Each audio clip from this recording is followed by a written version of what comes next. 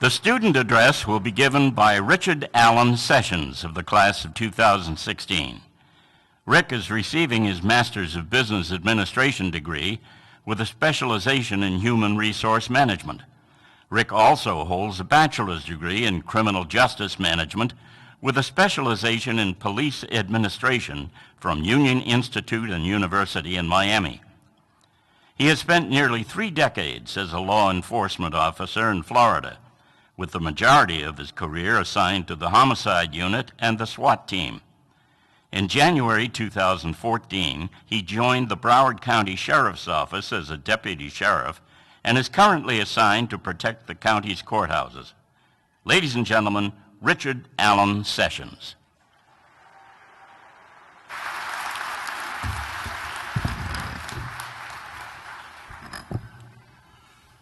President Ross, Mrs. Lynn, Board of Trustees, honored guests, families, friends, and the entire class of 2016, good evening and welcome. To put into perspective what the class of 2016 has accomplished, consider these facts. According to the most recent data, only 34% of the entire U.S. population has a bachelor's degree. Only 8% has a master's degree, and only 3% has a doctorate degree. Graduates, be very, very proud of your accomplishments.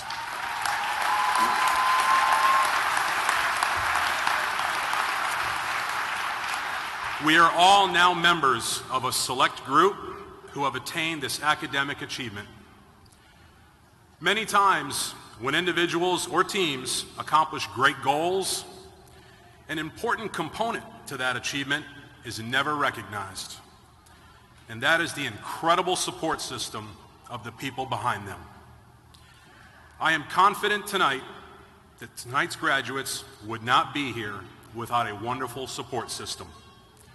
I know that without the encouragement of my friends, my family, and especially the love of my life, Becky, she's been my rock, my inspiration, and my motivation. Without her, I would not be standing here tonight. So at this time, I would ask that you, all of the family members and the friends, please stand up so that we, the graduates, can give you the proper sign of appreciation that you so greatly deserve.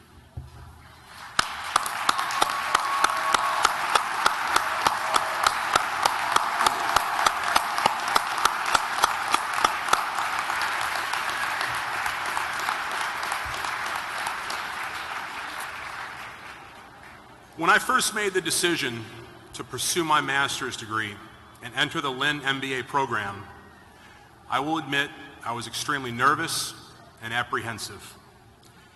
It is obviously a major challenge to go back to school and take on even more responsibilities at this stage of life. The visual that kept going through my mind is that I would walk into a classroom, I would look around at a bunch of students in their early 20s, and I would ask myself, what in the world am I doing here? I am happy to say that that visual never came to fruition. So to all of my classmates, I want to say thank you. From day one, I was welcomed with open arms. Each and every one of you, you made me feel like I belonged.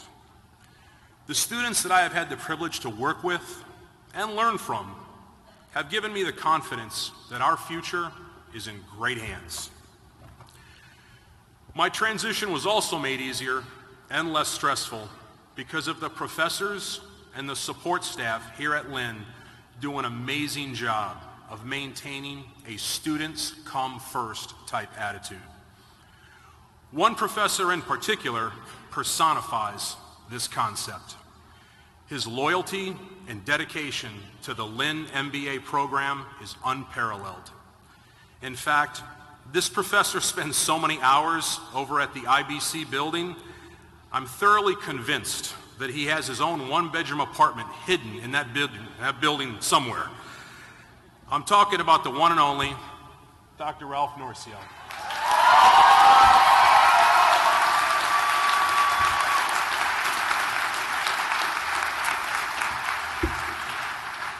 On behalf of all of the MBA graduates, especially Team Andrews, thank you, Dr. Norcio. Thank you, Dr. Norcio. Many of you may have glanced over the bio in the commencement program, and you noticed that I spent the majority of my career in law enforcement as a homicide detective. I worked in some of the busiest and most violent areas in all of South Florida. I share this information with you because it deals directly with my message tonight. My message is, tomorrow is not a guarantee. So please stop procrastinating. Benjamin Franklin once said, "Never leave till tomorrow that which you can do today." If you have a specific personal or professional goal that you've always wanted to accomplish, go for it and stop making excuses. I am living proof that it is never too late to go back to school. If there's a dream vacation that you've always wanted to take, stop putting it off and plan it. If there is a family member, a friend, or even an ex that you have had a long-running feud with, please reach out to them. You'd be surprised. They'll be happy to hear from you. I have knocked on too many doors over the years where I have had to inform a stunned family that their loved one was never coming home again. That was by far the toughest part of my job as a homicide detective. We all have a tendency to procrastinate and make excuses as to why it's acceptable to put things off. But we each need to go after our goals and our dreams now. We need to put what are often petty differences aside and begin mending relationships that were once important to us.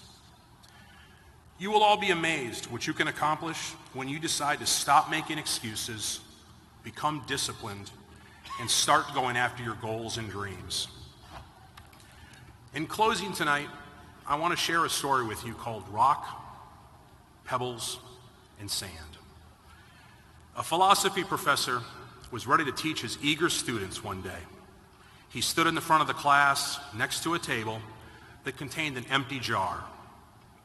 The table also contained some rocks, some pebbles, and some sand. Without saying a word, the professor started putting the small rocks into the jar one by one. The students were puzzled at first, but the professor remained silent. Once the rocks were up to the neck of the jar, the professor spoke for the very first time. He asked the students if they thought the jar was full. The students unanimously agreed that the jar was indeed full. The professor then picked up the pebbles. He slowly poured them into the jar, and then he lightly shook that jar, allowing the pebbles to settle into the open spaces. He again asked the students if the jar was full. Once again, the students all unanimously agreed the jar was full. The professor then poured the sand into the jar. The sand, as expected, filled up any remaining space. The professor then asked his students once again if the jar was full. They all gave a resounding yes. This is when the professor stated that the jar was simply an analogy for life. The rocks, they represented the most important things, such as good health, family, and friends. The pebbles, they represented the things that make life comfortable, such as your job, your home, your car. And the sand, it represented the small stuff that just doesn't really matter. The professor explained to the students that if he put the sand in the jar first, there would be no room for the rocks or the pebbles. The moral to this story is that if your life is consumed with all of the small stuff, you won't have room for the things that really matter. Pay attention to what is essential for a happy and fulfilling life. Spend quality time with your family and friends. Get your priorities right and learn how to differentiate between the rocks, the pebbles, and the sand. Because remember, tomorrow is not a guarantee. I want to simply say thank you very much for your time and your attention this evening. You have all been a part of an evening that I will never, ever forget. I wish everybody in here a wonderful night and a happy and a fulfilled life.